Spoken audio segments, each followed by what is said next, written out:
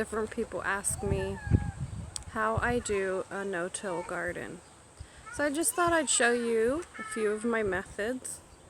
I'm fairly new to it, so I'm not a pro, but I just thought I'd share what I've learned so far. I think this is the third year I've been doing this. The first year I covered the whole garden with a pretty heavy layer of wood chips.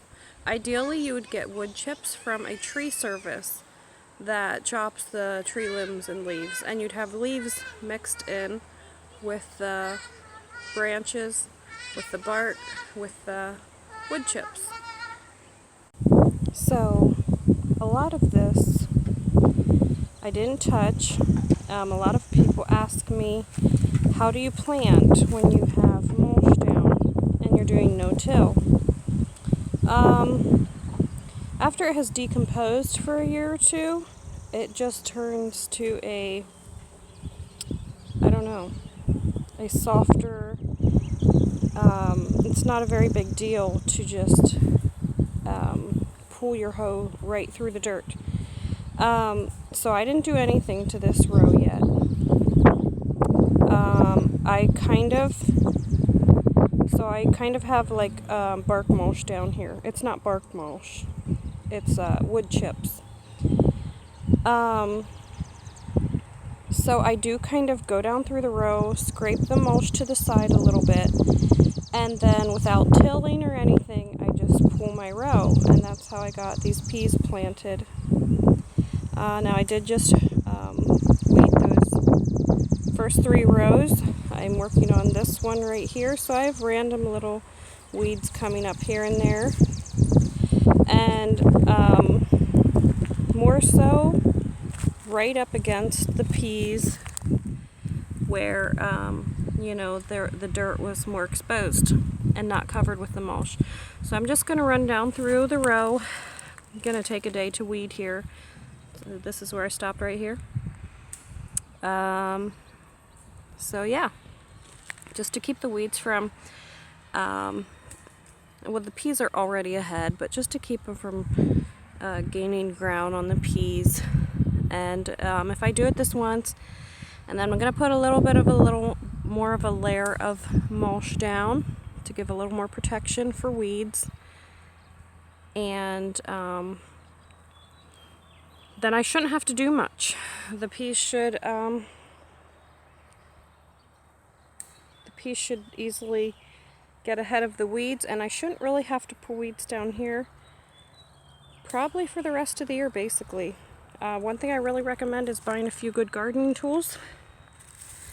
This one is awesome for weed pulling or weed digging, hoeing by hand like this, just going down through the row. If you get stubborn ones like dandelions, this thing will take care of them. I also recommend a good pair of gardening gloves. Protect your hands from always being destroyed from weeds, or weed pulling rather, and dirt under your nails and all that.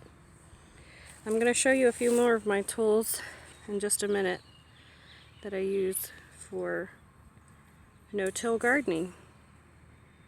This is another tool I recently invested in, and it is well worth what it cost. This is called a broad fork. I'll show it to you in action in a minute here. It was made by hand. It's very heavy. So this is basically the alternative to tilling, I guess you would say. And it's pretty self-explanatory.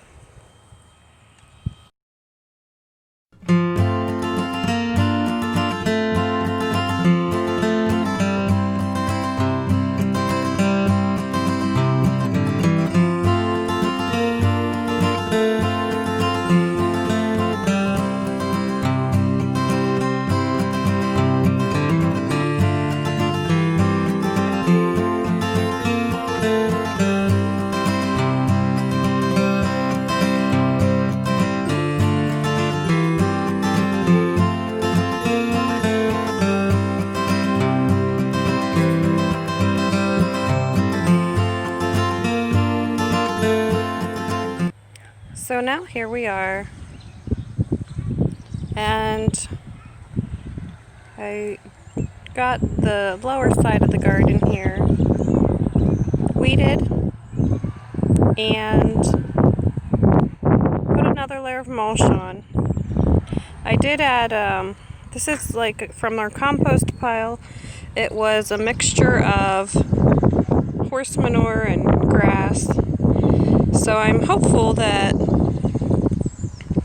with continuing to add grass throughout the summer, my weed pulling will be pretty much kept to a minimum, and that just really makes gardening doable for me, is not spending a whole lot of time on weeds and just enjoying the fruits of my labor. So as you can see, I'm back inside now. But I hope that answers some of your questions about how to do a no-till garden. I'm definitely not a pro. I'm definitely still learning. But I hope that inspires you to try it yourself. It's always a learning process. It's always a work in process or in progress. But that's half the fun, learning as you go. Thank you for watching. Hope that was helpful.